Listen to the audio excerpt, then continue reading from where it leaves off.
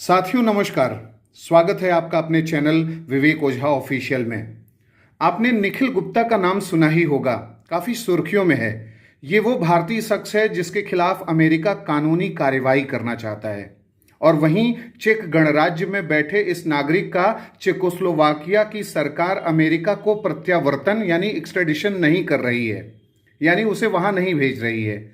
Check गणराज्य की सर्वोच्च अदालत ने हाल ही में निचली अदालत के उस आदेश पर रोक लगा दिया है जिसमें भारतीय नागरिक निखिल गुप्ता के अमेरिका के प्रत्यर्पण को मंजूरी दी गई थी।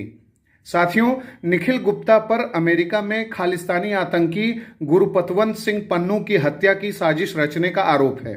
निखिल गुप्ता को चेक गणराज्य की पुलिस ने गिरफ्तार किया था और वहीं पन्नू भारत में डेजिग्नेटेड टेररिस्ट घोषित है और वांटेड क्रिमिनल है।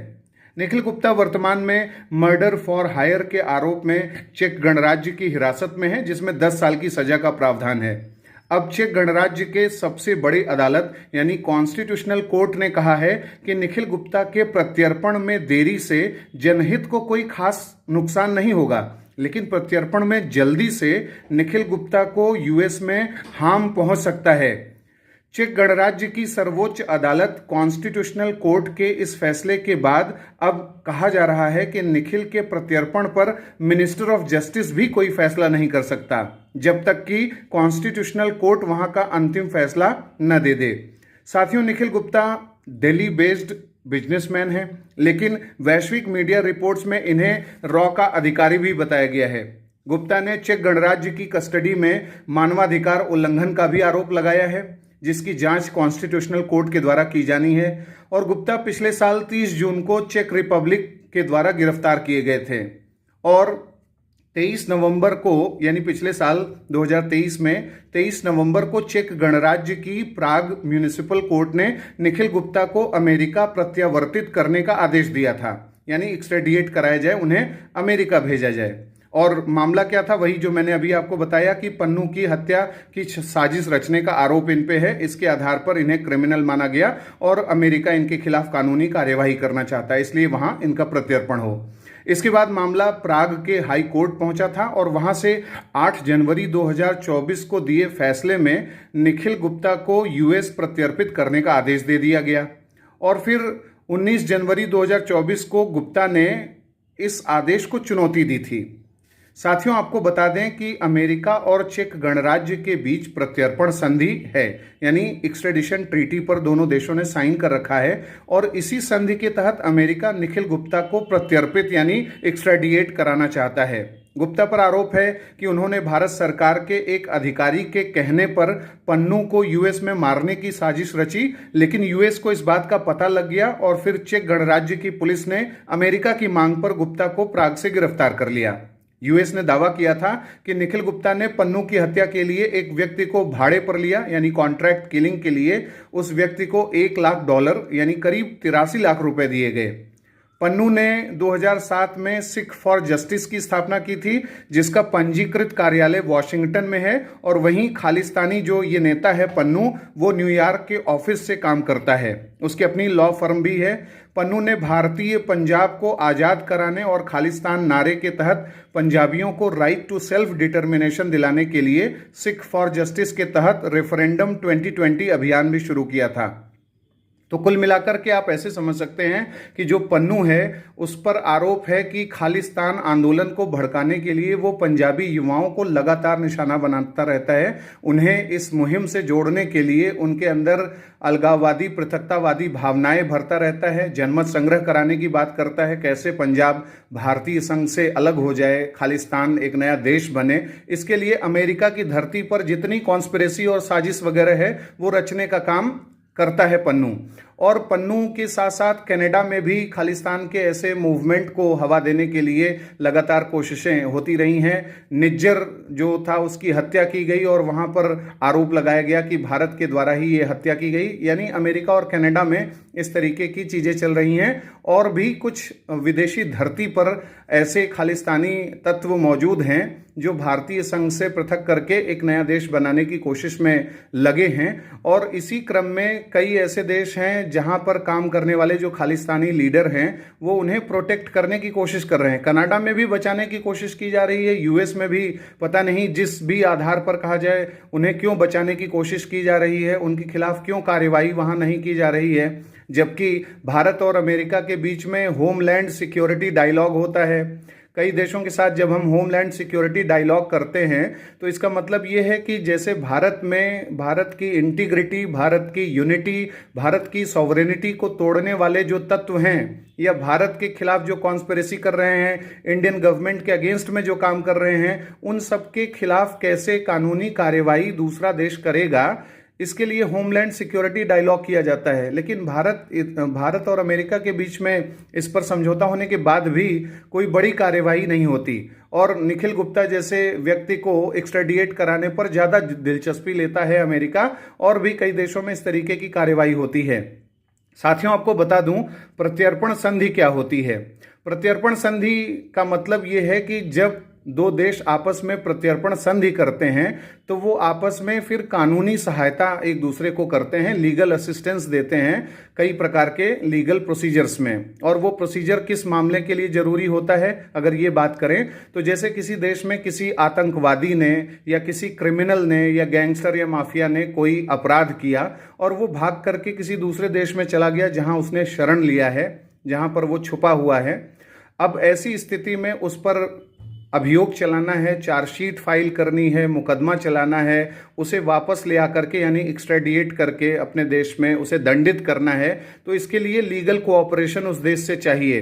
तो लीगल कोऑपरेशन करने के लिए एक्स्ट्रेडिशन ट्रीटी की जाती है।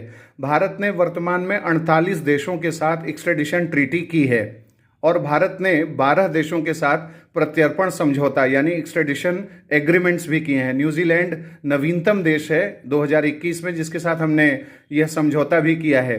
तो प्रत्यर्पण संधि का महत्व यही है कि एक देश से आतंकवादियों और क्रिमिनल्स को, और खासकर जो इकोनॉमिक फ्यूगिटिव ऑफेंडर्स होते हैं, जो भगोड़े आर्थिक अपराधी होते हैं, जैसे नीरव मोदी हैं, विजय माल्या हैं और मेहुल चोकसी हैं, ऐसे तमाम लोग जिन्होंने बैंकिंग घोटाले किए, अलग अलग प्रकार के घोटाले करके विदेशी धरती पर छुपे हुए हैं, उन्हें वापस लाया जा सकेगा। जैसे आपने साउथ अफ्रीका में गुप्ता ब्रदर्स के बारे में सुना होगा, हीरे के जो व्यापारी रहे उनके ऊपर भी ऐसे क्रिमिनल चार्जेस थे, तो उन्हें एक्स्ट्राडिएट कराने की बात हो रही थी। तो प्रत्यर्पण संधि जब होती है दो देशों के बीच में तो आसान हो जाता है वापस ले आना। जैसे खालिस्तान का लीडर था अमृतपाल, और अमृतपाल के ऊपर जब खालिस्तान के चार्जेस लगाए गए कि यहां पर इस तरीके की कॉन्स्पिरेसी रच रहा है और वो बचने के लिए भाग गया था नेपाल, तो नेपाल से ये बात कही गई कि नेपाल से उसे वापस लाया जाए। लेकिन नेपाल और भारत के बीच में जो प्रत्यर्पण संधि हो रखी है उसको रिन्यू नहीं किया गया है, जिसके चलते इसमें अड़चन आई। तो समय समय पर प्रत्यर्पण संधि को रिन्यू भी करते रहना आवश्यक है। साथियों, इसके साथ ही यह जानना भी जरूरी है कि भारत ने एक बहुत बड़ा वैश्विक प्रस्ताव किया था 1996 में, जो प्रत्यर्पण संधि और उससे जुड़ी बात को बहुत सरल बनाता है। तो इस बात को जानना आवश्यक है। 1996 में भारत दुनिया का पहला देश था, India was the first country who moved the resolution in United nation general assembly for speedy adoption of the universal definition of international terrorism, यानी अंतर्राष्ट्रीय आतंकवाद की एक सार्वभौमिक परिभाषा एडॉप्ट कर लें दुनिया के 193 देश, कोई कंफ्यूजन न रहे। इसके लिए comprehensive convention on international terrorism, ये एक वैश्विक जो लीगल फ्रेमवर्क है, ये यूएन में प्रस्ताव किया गया था भारत की तरफ से। इसमें 4 प्रमुख बातें की गई थीं। इन 4 बातों में से जो चौथी बात है, पहले मैं वो आपको बताना चाहूंगा। चौथी बात ये थी कि भारत ने प्रस्ताव किया कि क्रॉस बॉर्डर टेररिज्म को एक ग्लोबल एक्स्ट्राडिटेबल ऑफेंस बना दिया जाए, यानी वैश्विक स्तर पर प्रत्यर्पण योग्य अपराध घोषित कर दिया जाए क्रॉस बॉर्डर टेररिज्म को। यानी अगर दो देशों के बीच में प्रत्यर्पण संधि नहीं है तो क्या आतंकवादियों को, भगोड़े अपराधियों को वापस नहीं लाया जा सकेगा? ऐसा नहीं है। भारत का कहना है कि इस पे क्लैरिटी होनी चाहिए देशों के बीच में कि भाई क्रॉस बॉर्डर टेररिज्म कर रहा है और अपेक्षित जो भी साक्ष्य हैं, एविडेंस अगर सामने हैं, तो हर देश मान ले, अंडरस्टूड बात ये हो कि वो एक एक्स्ट्राडिटेबल ऑफेंस है और उसे एक्स्ट्राडिएट कराया जाएगा। क्योंकि मान लीजिए भारत ने 48 देशों के साथ एक्स्ट्राडिशन ट्रीटी करी है और दुनिया में 193 देश हैं। अगर जिन 48 देशों के अलावा किसी देश में जाकर के आतंकवादी या क्रिमिनल छुपता है तो उन देशों के साथ अगर प्रत्यर्पण संधि भारत की नहीं है तो हम उसे वापस नहीं ला सकेंगे। और ये दुनिया के कई देश ऐसी ही बात फेस करते हैं, क्योंकि उनका बहुत से देशों के साथ प्रत्यर्पण संधि है और बहुत से देशों के साथ प्रत्यर्पण संधि नहीं है। तो जिन देशों के साथ प्रत्यर्पण संधि नहीं है तो इसका मतलब है कि हम आतंकियों को, अपराधियों को वापस नहीं ले आ पाएंगे। इसलिए भारत ने यह प्रस्ताव किया और बहुत अच्छा प्रस्ताव है ये कि ग्लोबल लेवल पर इसको एक्स्ट्राडिटेबल ऑफेंस बना दिया जाए। साथियों, 3 और बातें जो यहां पर कही गई थी एक्स्ट्राडिशन से भिन्न, उसकी भी चर्चा कर लें। सीसीआईटी के बारे में जानना आपके लिए भी आवश्यक है। तो भारत ने पहला प्रस्ताव किया कि दुनिया के 193 देश यानी यूएन के 193 देश एक यूनिवर्सल डिफिनेशन इंटरनेशनल टेररिज्म की एक्सेप्ट करें और उसे अपने क्रिमिनल लॉज में शामिल कर लें। जैसे मान लीजिए भारत में आईपीसी है या भारतीय न्याय संहिता 2024 है, इसमें हम संशोधन करके एक सार्वभौमिक परिभाषा लिख दें आतंकवाद के मुद्दे पर। ऐसे ही Pakistan, North Korea, China, US, दुनिया भर के देश अपने क्रिमिनल लॉज में एक जो है यूनिवर्सल डिफिनेशन कर दें। यूनिवर्सल डिफिनेशन करने से आसान हो जाएगा कि टेरर फंडिंग के प्रोसेस क्या हैं, टेरर नेक्सस क्या है, टेरर कोलैबोरेशंस क्या हैं, साइबर अगर क्राइम कर रहे हैं, साइबर टेररिज्म कर रहे हैं तो वो भी आतंकवाद है। इकोनॉमिक सिक्योरिटी या जो इंडिया की इकोनॉमी है, क्रिटिकल इंफॉर्मेशन इंफ्रास्ट्रक्चर है, अगर उसको भी निशाना बनाया जा रहा है तो वो भी आतंकवाद है। तो एक क्लैरिटी होनी चाहिए ग्लोबल टेररिज्म की परिभाषा पर, और यही बात जो है इंडिया चाहता है और इसीलिए इंडिया ने यह प्रस्ताव किया। दूसरी बात भारत ने कही कि 193 देश जो हैं यूएन के, उन सबको स्पेसिफिक टेरर लॉज बनाने चाहिए, यानी एंटी टेरर लॉज बने। जैसे भारत ने अनलॉफुल एक्टिविटीज प्रिवेंशन एक्ट 1967 बनाया, भारत ने prevention of money laundering act 2002 बनाया, भारत ने आईटी एक्ट 2000 में बनाया।